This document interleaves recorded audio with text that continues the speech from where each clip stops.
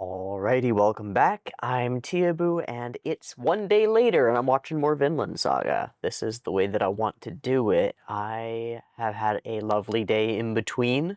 I made some like really interesting decisions. Um, in sort of a way that's maybe more than I can explain or explore right now. I've decided to get into the robot. Um, and something about Vinland Saga, the episode, cued that, and I'm not sure what it was. I think maybe it was something to do with, like, the way I kind of grimaced at those moments when Einar, like, runs up happily pleased to be, like, a good slave, like, a slave to a good master.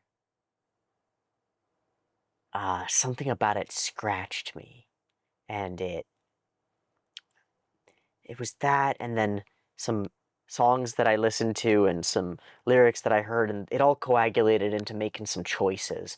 And like, I'm not gonna fiddle and fuddle around. I'm gonna commit and do some stuff seriously. And this is part of that. I wanna record some more, and I wanna get some things done. I wanna break out of some of the boxes of imaginary chains that I'm in, the ones that I've accumulated over time, over like people saying certain things and me incorporating them or integrating them, or things that I've come to believe about myself or about reality over the course of my life, about my youth and my successes and my failures, and the unconscious choices that I've made that have come to limit me. I was talking to this woman on the train about those limitations, those illusory chains that are put on us by the decisions that we make. And in that moment, in that talk that we had about seeing opportunities coming and seeing a lot of change coming, I decided I made some decisions and I will be bound by them, but I decided to make the like not scared decisions, to make the bold choices. And maybe in another video somewhere I'll talk about exactly what that meant, or maybe this episode will invoke it, but that's not really what I want to focus on right now. I just want to watch the next episode of this, and while there's going to be plenty of projection of myself onto the story and the story onto myself, that's the way that we do the thing, I need a little bit more to go off of. I need to understand a little bit more, and I want to see a little bit more. It's been quite an introduction to this little farm, and it's a cool place with like a lot of deeply steeped symbolism to it, and I am really curious to see where we go with it. This is the meeting of a brotherhood that's going to change a world. Like, whether it changes the whole world or just the worlds of these characters, I don't care. But this meeting means something, and this place is where that's happening, and these people are growing and changing because of the circumstances they're in. We're being set up for some stuff to get really interesting, and I'm really curious about how. We saw some flashes of the next episode at the end of the last one, which is part of why I want to get to it like fast. We saw some flashes, and there was some stuff with some swords and some stuff with the young master, and so there's this really curious dynamic going on where we've got this young man with all of the power and none of the like skill toward it. He's easily manipulable, and all the peasants know it. Serfs, carls, peasants, everyone, they all know he's easily manipulable. He's indignant and full of like lots of fury, and is like rash and foolish, truly rash and foolish, um, in a serious way, a way that is like he already gets a lot of people hurt. So to say that he will get somebody hurt is like inevitable.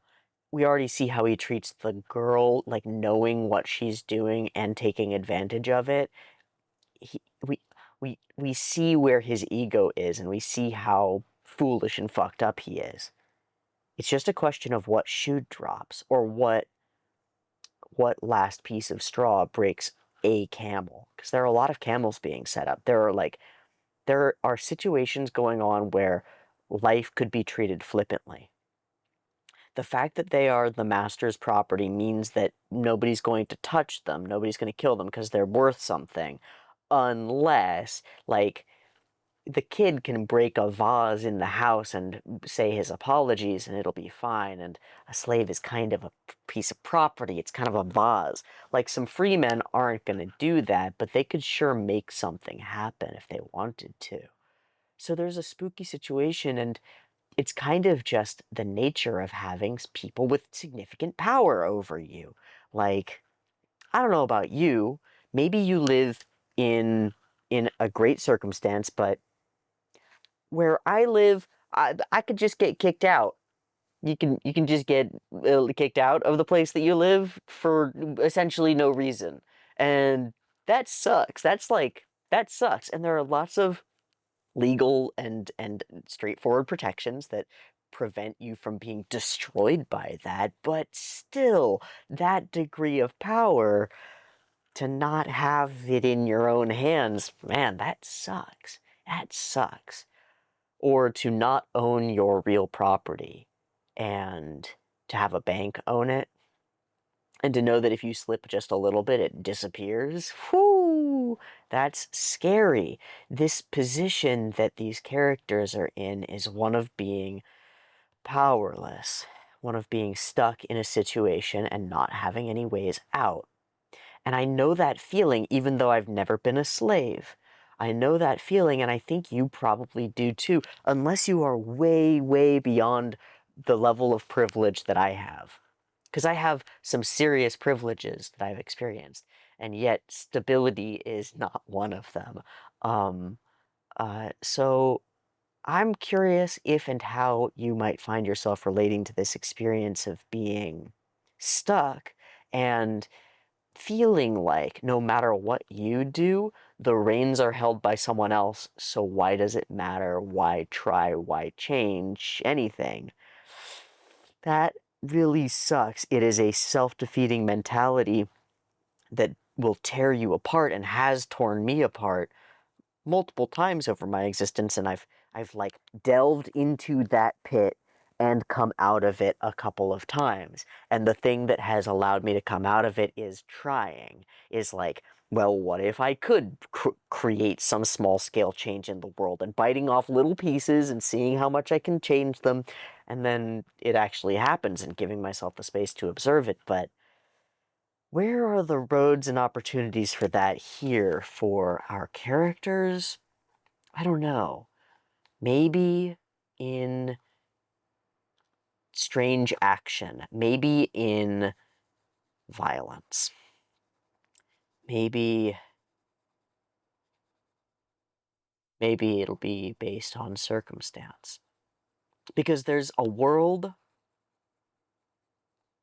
where our story could end here, you know? I think that's part of what makes it poignant and important and raises the question for us. It's like, well, but our story doesn't end here. And so there's going to be something interesting, because there's a world where enslaved these kids find themselves in this position and decide that it's not that bad. They work their asses off, they buy their freedom in a couple of years, and they go make their own farms and their own little families and do their own fucking thing and have a boring-ass life. I don't think that's the story we're gonna tell. Not to say that that boring-ass life might not be the reason or the in some of our stories in Mushoku Tensei, for example, there are elements of that as that are proposed to us as potentially the right answer, as like one of the right paths forward. And for a lot of people, it's like it's not a question, it's straightforward. The adventuring life is not for most, right? The it's an old Digi video um talking about choosing a creative life, choosing to live a creative life. It's fucking hard. It's to forge a path in a forest that is all blocks, that is all walls. It's it's hard as fuck, but who else is gonna do it? If you've got the desire and the drive to, then you have to follow it. And in this world that feels so hopeless, where so many of us, I know so many of us feel so powerless, and I know that that powerless leads us into malaise, leads us into inaction, leads us into depression. These stories that show people in worse circumstances than us finding ways out, finding ways through, those mean everything. They mean everything to me. And so finding the way alongside them is what I am trying to do here. And um, may the writings of humans who have experienced and seen more than I can inform my way and guide my path, and may they do the same to you. Thanks for coming along with me on my weird rambling journey. I scribbled scribbles, and they are very scribbly. I feel very good about them. I don't know why. I don't know what they are. I like them, though. It all started out as very sharp, straight lines, and then it started to become curves, like weaving in between them, and then that gained some sort of three-dimensionality to it, and I like the way that it feels, and I don't know what it means. That's about right for the day. I'm gonna watch Vinland Saga, Season 2, Episode 3, Snake. Metaphorical or literal? Don't know. Don't know. Hello, lovely. Hello. I'm drinking tea. I went and got some tea bags so that I could have some tea while I'm out here. It is jasmine green. And it is exactly the right temperature. Holy fuck. Oh. I think the ideal temperature for tea, for sipping it, right? Like, brewing is different from tea to tea, but I think the ideal sipping temperature for tea is when it feels like it's going to be too hot. You're like, oh, it's going to be too hot, but then it touches your lips and it doesn't burn you. It's just the perfect amount of warm, like 1 degree below too much. Ah. Oh.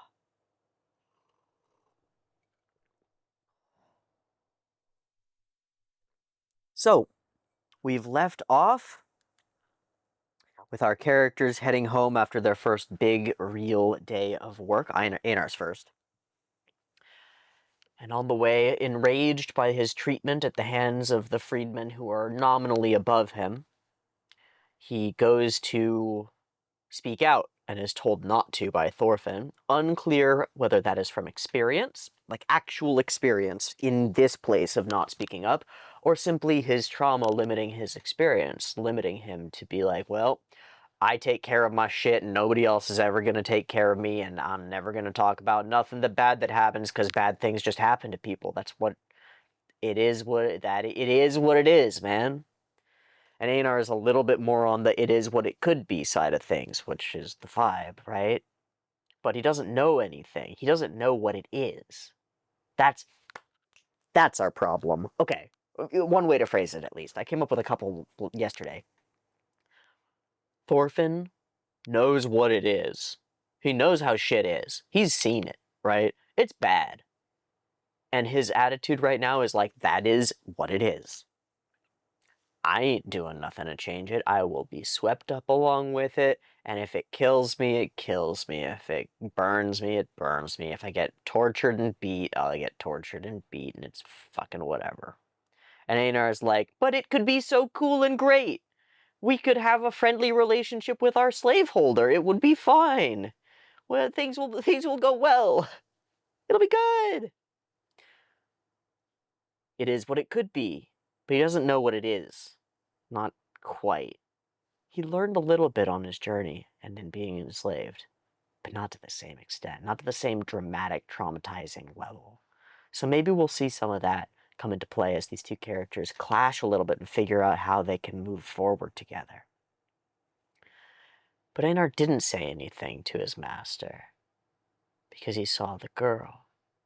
And I don't know who she is. Well, she's his daughter. I don't know her name or anything else about her, but she's striking. Beautiful. And so he stays quiet. Sometimes there are other reasons to be in a place, childish though they may be. We're building up for something really cute or really horrifying or both. let's go ahead and dive into Season 2, Episode 3 of Vinland Saga. I'm going to do that every damn time. You can't stop me. Vinland Saga Season 2, Episode 3 is up and ready to go. There will be 2 versions, picture-in-picture with the video. There will be in the description down there, and the timer-based version will be up on YouTube. If you'd like to sync yours up with the timer-based version, get ready, because the beep beep timer is coming at you, and there will be early access on the Patreon beep beep timer.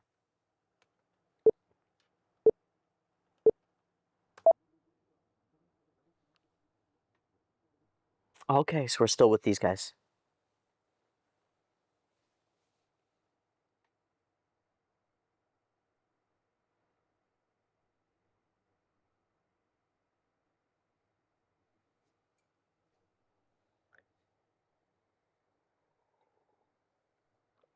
Waka no naka janai.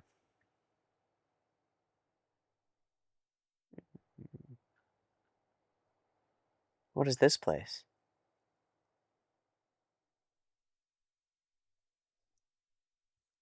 Ah, this is where the men go.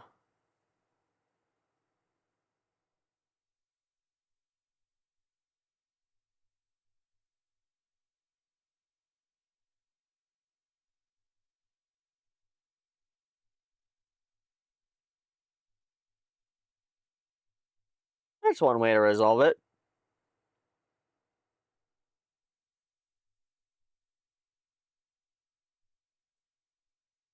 Nobody understands me.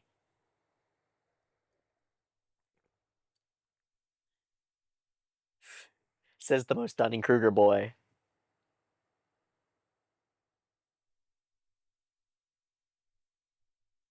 Mm-hmm. Yeah, man, we've been there. I am a man. What are you talking about? Yeah. So what are they gonna try to get from him?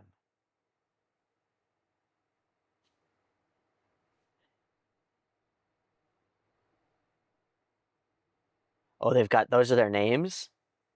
So then Snake is gonna be another one of them.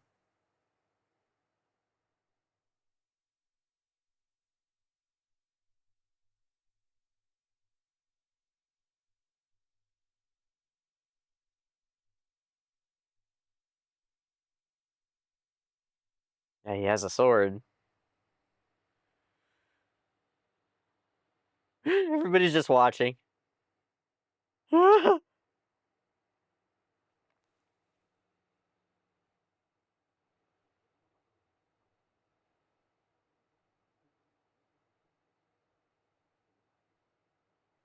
Oh, they are mercenaries.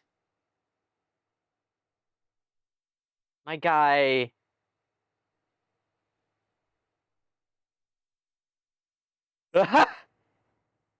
They've still got it. My guy has no idea how to sword. You get it? This is the street route. We don't play fair. Okay.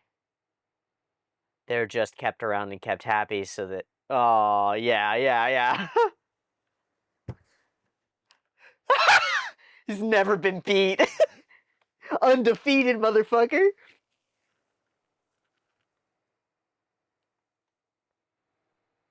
Hey. Oh, okay. So yeah, underneath his deep lack of self-esteem.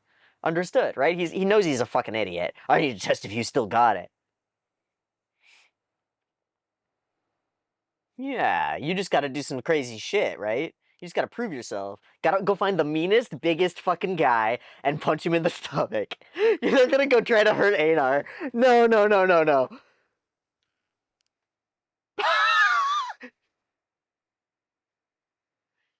Yeah. You are this, you gotta become better.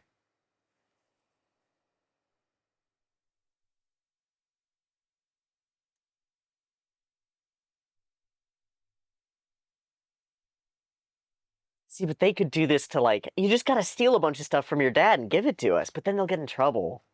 It's gotta be all pinned on him, right? Oh man, what a face. They're gonna fucking try to kill...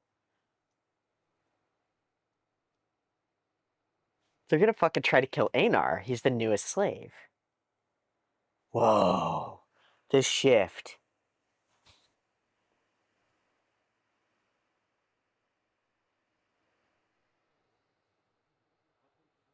Oh. You'll grow out of your old skin. He believes, he believes.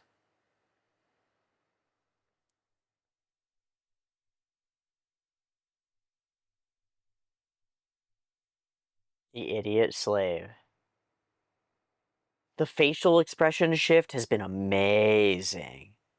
The shift into darkness. Yeah, he's a perfect mark.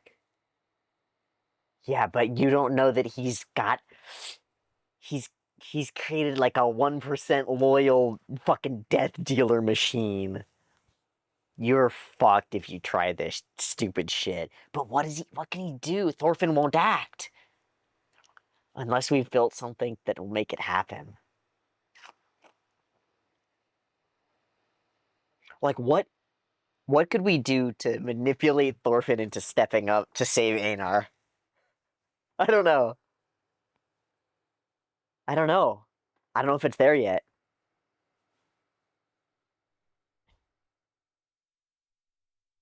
Link, and it's there.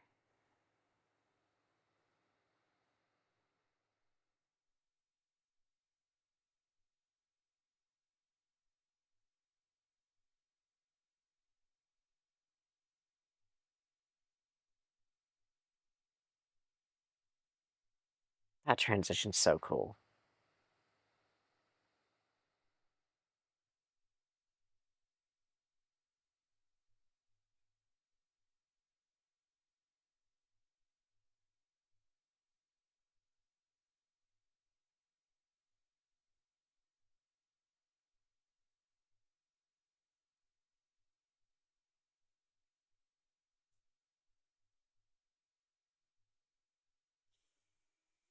Shackles, though.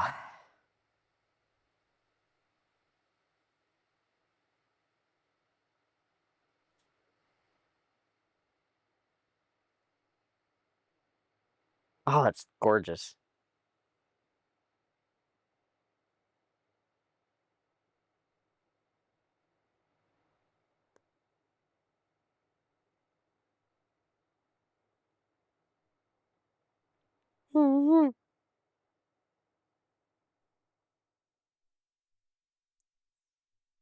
We'll see.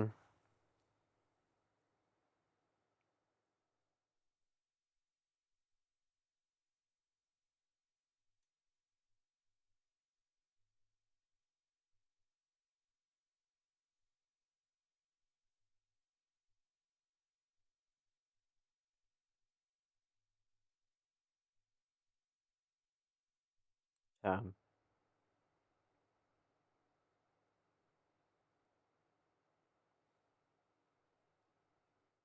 oh!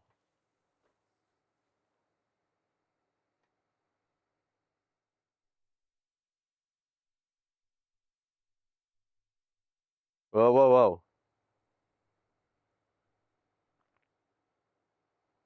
Man, I wonder what he was seeing. There are so many things.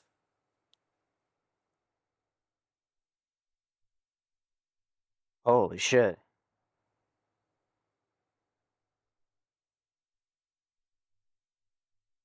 Not the good kind.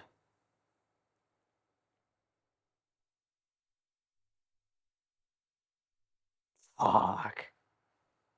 Man, that sucks. When it's deeply like, oh, that sucks.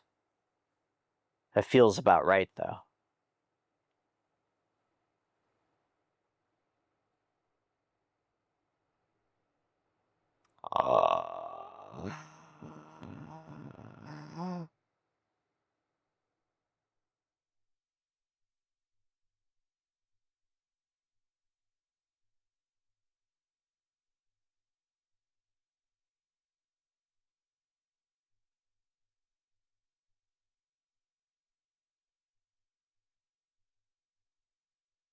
Uh, water.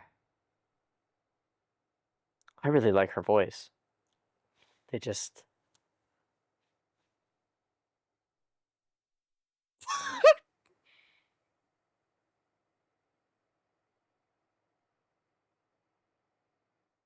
you're not allowed to say that. You're not allowed to give a boy hope.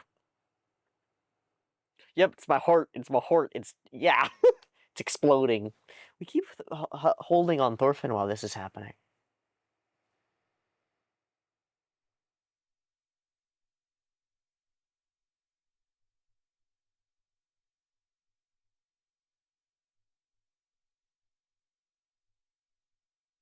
He wants to remember. He doesn't want to be locked here. Arnes.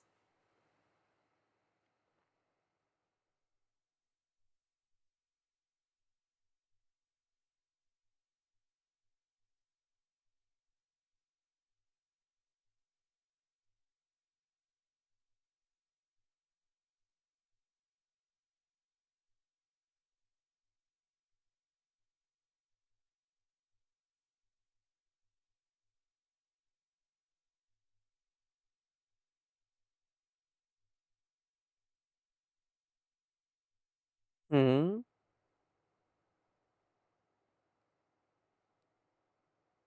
Oh, they're coming.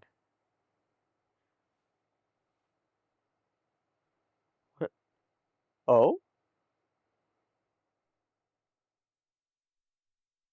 Oh.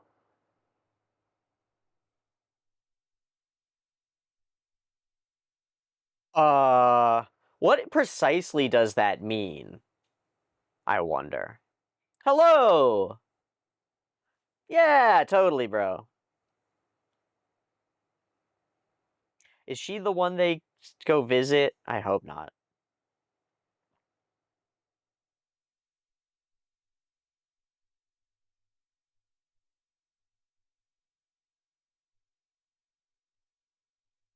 Wow, they don't even fucking remember. What about the girl?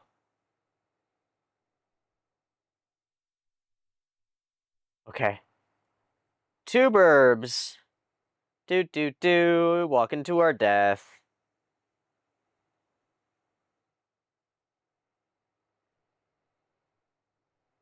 We just walk, we just go. Yeah.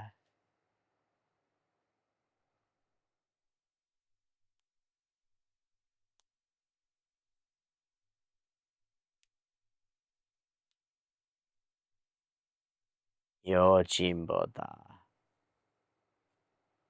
Bodyguard works for that. It's not quite. It's like retainer. They're retainers is what they are.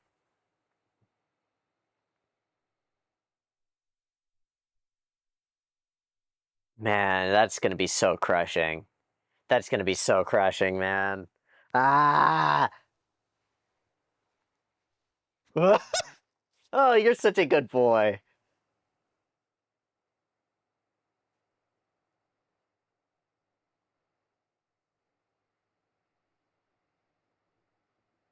Oh shit, we're just teleporting to it.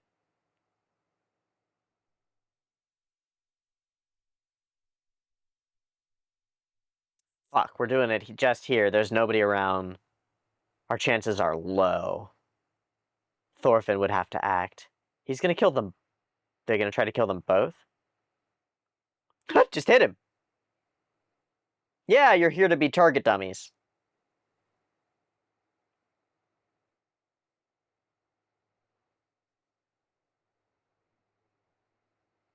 So shut up and sacrifice.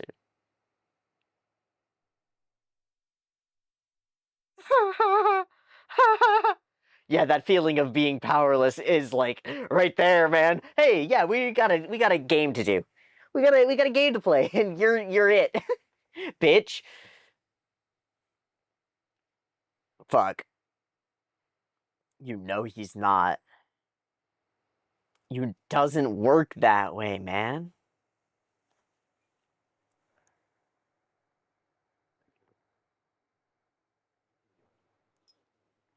That it's not your property. Oh, it's his.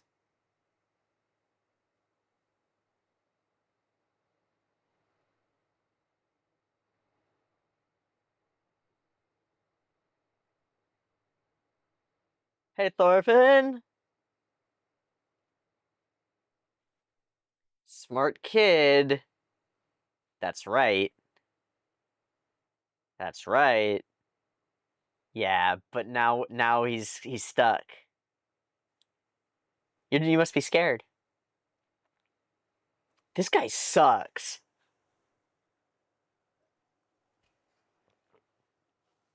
Talk about a snake. And he wants to infest other people. He wants to push him over this edge. My guy. Oh, he's gonna try for it! He's gonna try for it, my guy!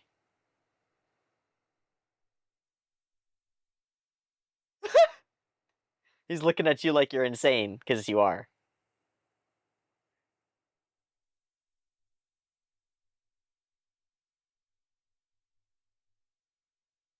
Man, two knives. They're really pointed at each other, too.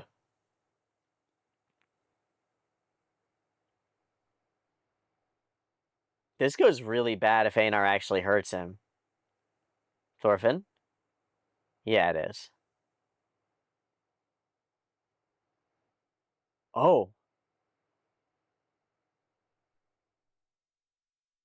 Oh. Simple. Just let me fucking die.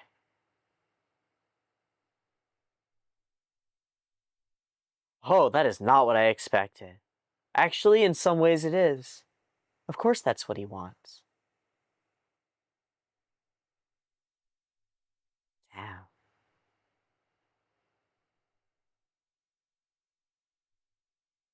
Where are we?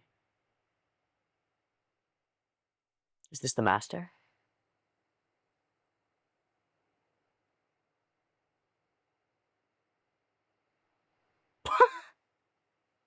Nope. Who are you? He's reading books. Osaka. Who the heck are you?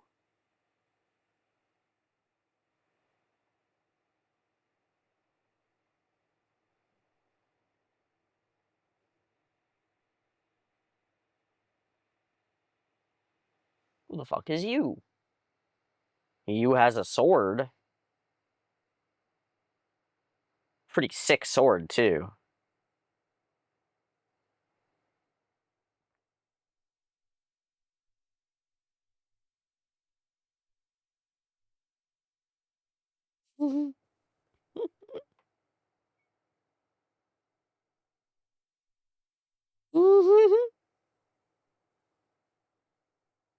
Yeah.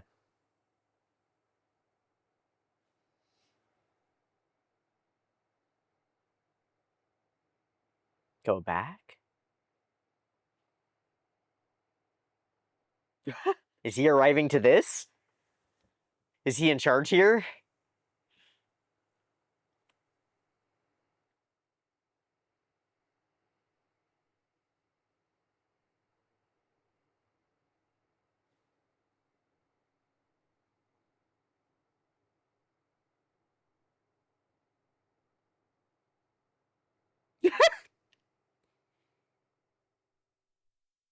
Olmar sucks.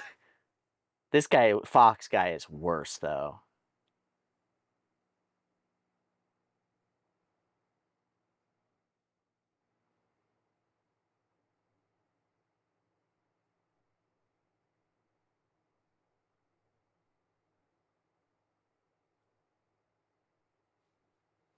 Yeah. Yeah, he's not sure if he's looking at a fool. Yeah, you shut up. Well, this is all playing out pretty interestingly.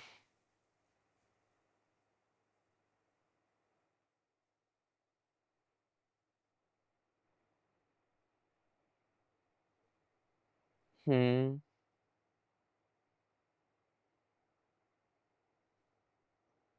Hey? Death. They sell death. Fear and death.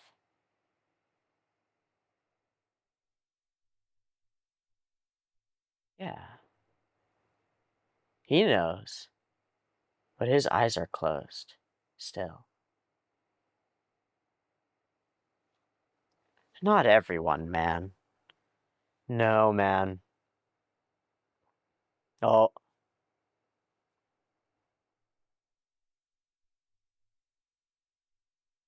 Death is scary. And so you're a problem. He's right, though. And that might be the right way of it. He didn't even flinch.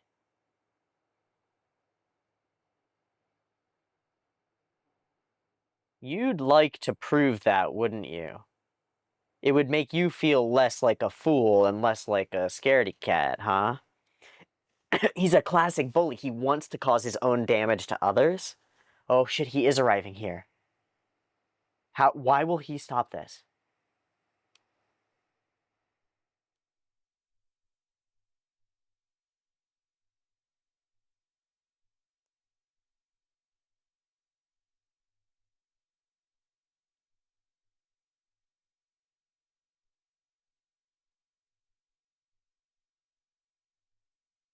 He is, man. You are projecting. You don't understand.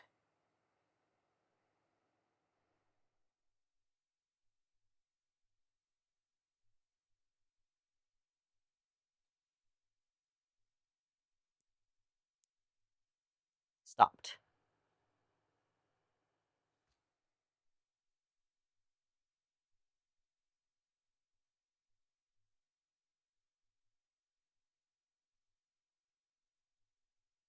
You gonna step in, man? You don't have much time to.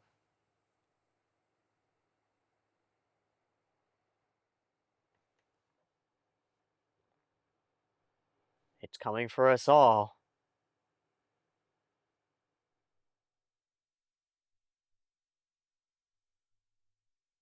No, because you can want to die and be alive anyway. Yes.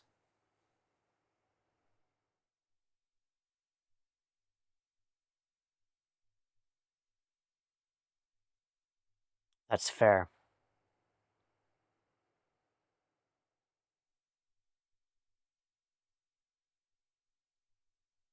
Are you sure about that? Or does thinking make it so? Yeah, you've really pissed him off now. Oh, wow! Well, he's gonna go for the kill now.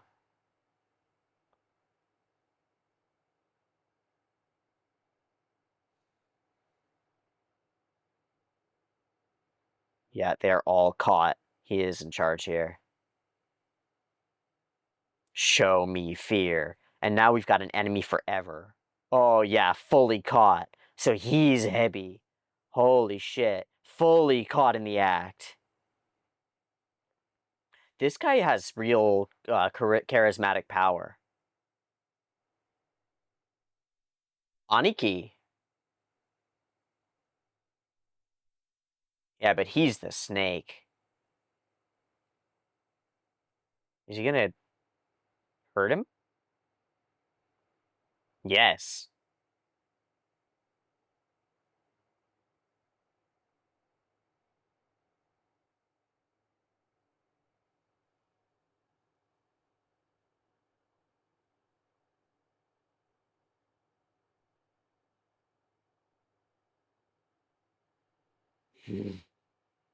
He is fully in charge here.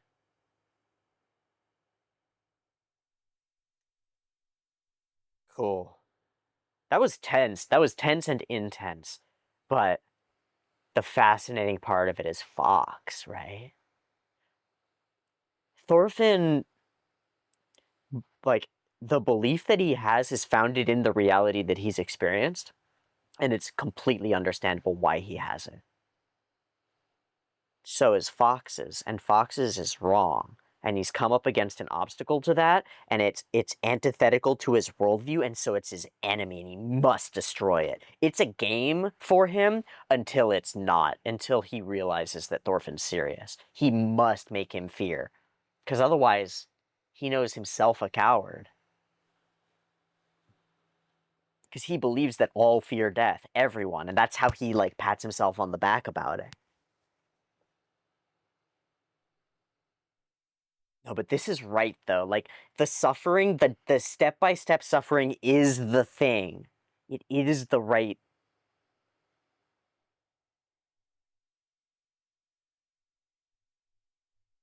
Sliced up, chopped up. We all will be. We all will be.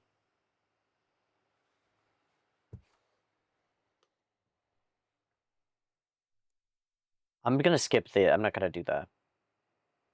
Oh. Okay. Oh, that's the memories. Okay. Okay. Let's check. Things are still going. Everything's still going. Holy crap. Well, our episode's titular character doesn't arrive until the very last moments of it, and is fascinating in his instantly obvious charisma. It's in his framing, and it's in the way the others treat him. It's all throughout. It's steeped into all of it. We have this play that is made by the characters, and this is the first part of it that I find really fascinating. His foolishness we've covered, I think. I don't think there's much more that I need to say. He is really a goon or a pawn in this game, and almost irrelevant. He's actually afraid, actually recognizes that he's worthless and useless, and everything else is a front on top of that, and all of his bullying and putting other people down is, like, in order to bolster himself up. Just like we talked about with the Carls looking down on the one people that they can, he's He's sad because he gets treated badly, and nobody understands. Oh, I gotta do this in the right order, and we change our tone and our framing, and we bring this mask in, and he's like, it's like a no mask or something like that. It's like, it's really a devil. It's really a monster. It's fascinating. It reminds me very much of the coachman in Pinocchio, who's got this, like, he's the devil in Pinocchio. He ushers the kids off to Pleasure Island, and when he, like, does his big grin and shows that he's the monster within, it's like this. And it's like, well, where does that come from, right? Why is this guy doing that to him? Why does hazing exist? Why do cycles of violence occur like this on the micro scale? On the, like, you want to be XYZ, then you have to do ABC because I did. It's like, it convinces the person that what they went through was right to do it unto another in some way. It's not just that, like, they're convinced that it's the right way because it's the way that they did it. It's this need, this craving that broken people in certain ways have to break the people around them in the same way. That's what I've noticed. And the way that I think about it is like, actually, the easiest way for me to think about it is as prions or prions, proteinaceous infective infectious blah blah blah blah particles, like kudzu and swine, no, not swine flu, mad cow disease. They're proteins that are folded wrong, and when they come in contact with the rest of the systems around that, they cause other proteins to fold themselves wrong, which then, when they're generated, causes more proteins to fold themselves wrong. And so it's like, you look at a Go board and you flip one tile and a bunch of tiles around it flip, right? Or you put the one tile in the place and it flips a bunch of tiles. A person who's broken in the right way, like they're a dark tile on in a section of, like, not dark tiles, they'll, like, try to flip the people around them and push them into the same brokenness and same broken paths.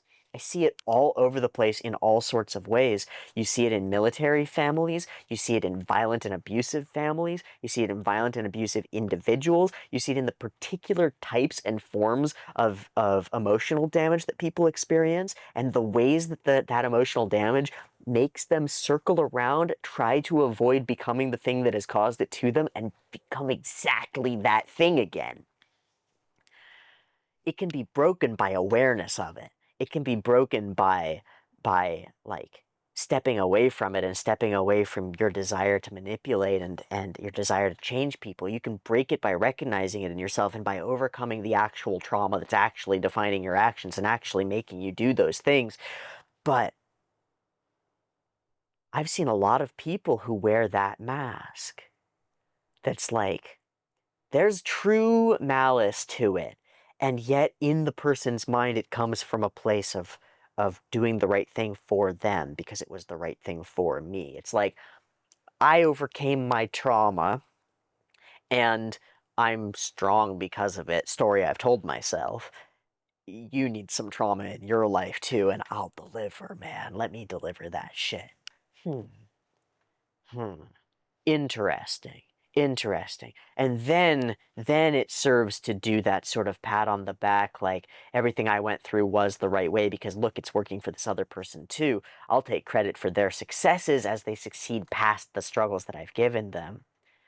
But here it's like he wants to usher him into this set of beliefs. This set of beliefs of the way of the sword. He's evangelizing for his religion. Yeah? Like, people have to evangelize for the religions for various ways. Sometimes it's because the religion inherent to it has an evangelistic clause. For example, if you don't believe this religion, you'll die and burn in hell. That's a pretty good incentive for anyone well-meaning to go and spread the religion, because you're like, well, shit, if people don't know this good news, then I'm going to spread that shit because they'll die and burn in hell, and that would suck. But people also really like to convince other people that they know things. It's just a part of the way that we do things. I'm doing it right now, right? Like, I talk about things that I believe all the time, and always, always, always, I hope, with the caveat that I'm an idiot. I'm a person. I'm a monkey on a rock trying to figure out the meaning of reality through animation from another country. I don't think I'm gonna get there, right? Like, I'm gonna find some pieces and they're gonna be cool, but like, don't take it all fucking seriously. Convincing other people of what you already believe instead of necessarily like going and looking out into the world for new things to believe, which is what I'm trying to do. This, it makes you validate it. It makes you feel like everyone else is a part of the pack and is a part of the agreement. Killing another human will bring you great confidence. And then there's like a pushiness to it. It's like, and you've got to do it now. You've got to do it now. Look, man, I know smoking is supposed to be bad for you, but it feels so good, and you should just try one. You should just try one. Like, come on, can I try one just for me, right?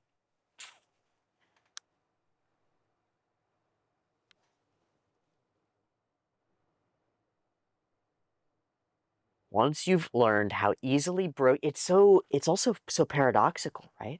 Once you've learned how easily broken a man's body truly is, you'll never cower in fear of others. But knowing how broken a body truly is makes you realize your own mortality, right? Makes you face it completely. So what does he come to as a conclusion? It's it's the world is harsh and dog eat dog, and we're all fragile, and so none of it matters, and all that matters is the power. Is the power. You protect yourself and you kill the others. You make sure that they're on the other side of the spear, and you make sure everybody else lives by the same code you do, right? Or is a fool who you can use and use the fear of, like use fear to manipulate. That's what we sell. And we'll get to that in a second.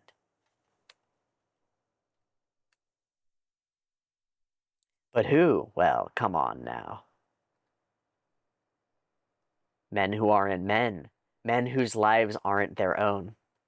What a simple morning. It's so pretty. Fucking screams like hell. And this dream that he can't remember is so fascinating, right? It's repression and it's avoiding things, and he's still doing it, right? He's avoiding the truth. Whatever it is, there's something worth living for, right? There's something in there that he can't see and he can't remember. It's not hitting him right.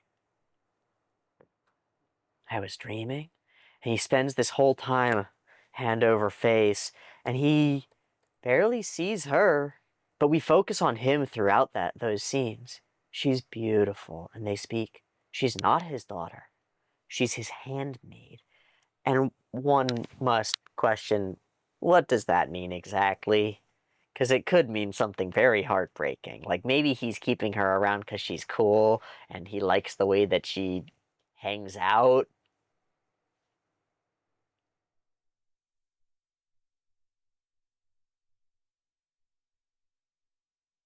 Or is she a slave who's found a kinder than usual master and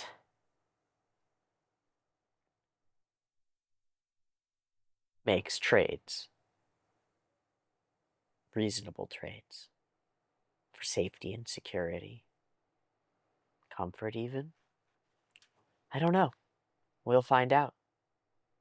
Their interaction is really cute and stumbly in a bad meet cute kind of way, and we're focused on Thorfinn the whole time, thinking about that dream. He can't even see this shit. It actually, the way this scene plays out makes me think that it's like that Thorfinn and her are gonna fall for each other or something. But he can't even see her.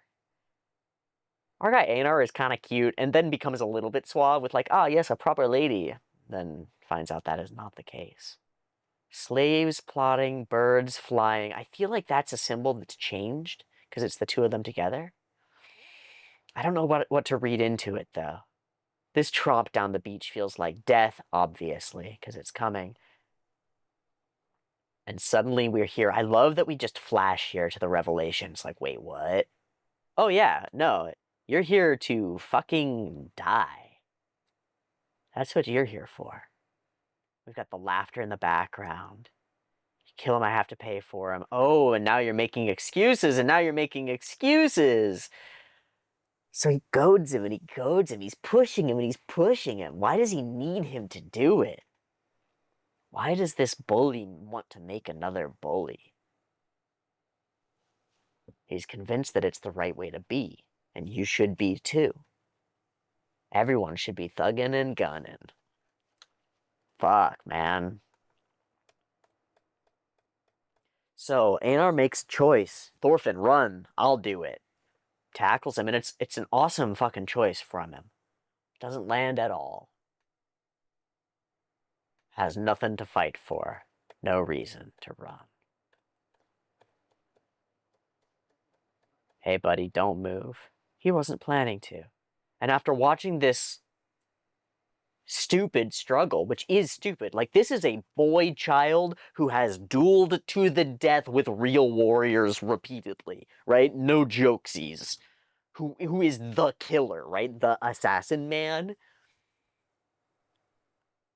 This is stupid. This is play acting. This is garbage. Just kill me. I won't move. I'll just let it be. Hanging out with Ji-chan, pretty awesome, pretty cute. He's in charge of stuff. We figure it out. I like this guy. He's like Prince Caspian. He's like Prince of Arabia. That guy. And I want to get to the faces.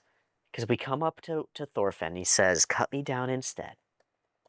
It's like, yes, I understand. I know the situation. And Fox is like, he's got enough to him to know that he's not just an idiot, right? Like, Thorfinn isn't just dead-eyed, broken a shell. But he realizes he needs to make an example. And his reasoning is, we sell fear of death. Death and its fear. You'll take all the value out of what we sell. And we have this shift. Death. Of course, death. And he leans back and he says, with great certainty, everyone is afraid of death, as he faces down the exception that proves the rule. Maybe that's your rule, but I wouldn't live it hard and fast, because people are strange. And people can be really broken. There are people who have no fear at all. You can just shut down the system, man. Or no joy, right? I'll say it again, everyone. And he needs to believe this. He belittles the young master because he doesn't care. He doesn't have power over him. And so he begins to prove it with blood. You must be afraid as well. And that's not even like you must be. It's like, you must be. He needs it to be true. Show me your fear. And our timing comes together. Be honest with yourself. You're afraid. You have to be. You have to be. Not even a blink.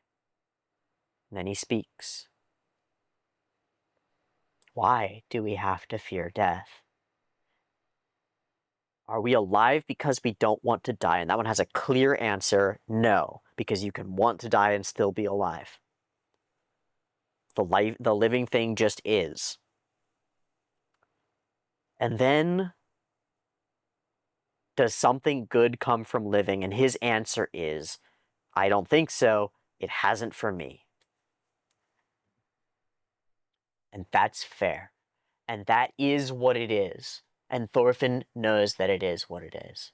And he believes that it will remain what it is. He doesn't fear death because this place is bad.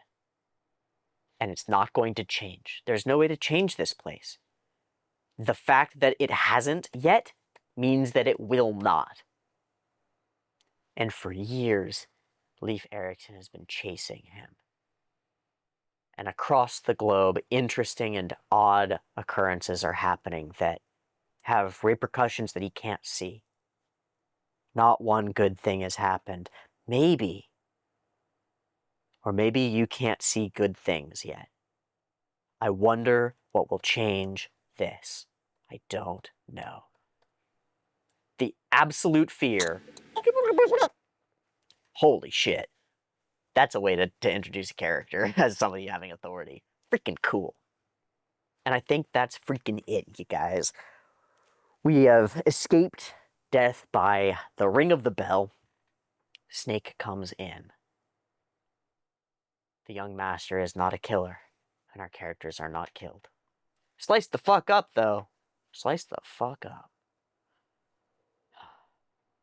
Thanks so much for watching me watch this episode of Vinland Saga Season 2. I hope you've enjoyed it, and I'll catch you next time that I do another recording. Much love. Peace.